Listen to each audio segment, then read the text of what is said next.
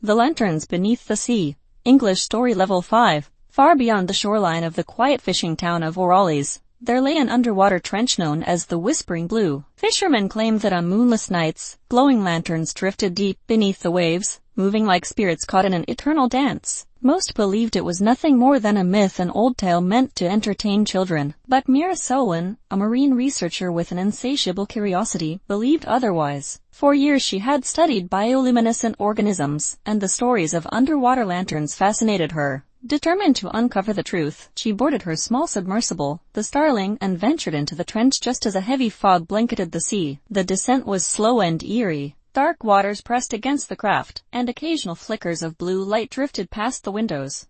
At first, Mira assumed they were common deep-sea creatures, but then she saw them. Lanterns. Dozens of them floated in the abyss, each one a small orb of soft blue fire encased in what looked like glass woven from living coral. They swayed in rhythmic motion, almost like they were breathing. Mira recorded everything, overwhelmed by their beauty. Suddenly, her submersible jolted. A huge current pulled her deeper than she intended, dragging the craft toward a hidden cavern. Inside, the water glowed with thousands of lanterns anchored to coral pillars. But these lanterns held something inside them, faint, shimmering silhouettes of people. Mira's breath caught. The lanterns were not mere organisms, they were prisons. A soft voice echoed through her headset. Mira spun around, expecting another diver, but the voice came from outside, reverberating through the water. A woman-shaped figure formed from shifting blue currents approached the submersible, her eyes glowing like the lanterns. She introduced herself as Cerethis, a spirit of the ocean. Long ago, humans had polluted and damaged her waters, poisoning entire ecosystems.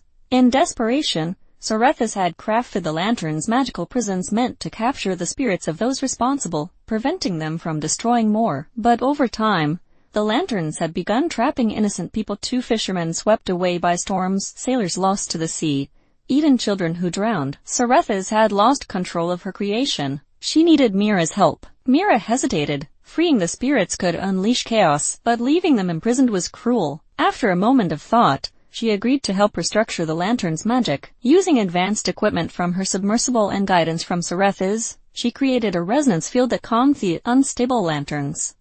One by one, the glowing prisons unraveled, releasing streams of light that drifted upward like stars. Mira watched in awe as hundreds of spirits ascended, their silhouettes dissolving into peaceful currents. But the last lantern did not open. Inside it was a young girl, her form clearer than the others. Cerethis explained that the girl was her first prisoner, captured by accident. The lantern had fused with Cerethis' own magic, making it impossible for the ocean spirit to release her. Mira made a risky decision. She stepped out of the submersible in a pressure suit and approached the lantern herself. As she touched it, a surge of energy tore through the water. The lantern shattered, and the girl's spirit emerged, but so did something else. A wave of unstable magic lashed out, threatening to collapse the cavern. Cerethis shielded Mira, using the last of her strength to stabilize the trench. The cavern calmed, and the girl's spirit smiled gently before dissolving into a peaceful glow. Cerethis, weakened but relieved, thanked Mira.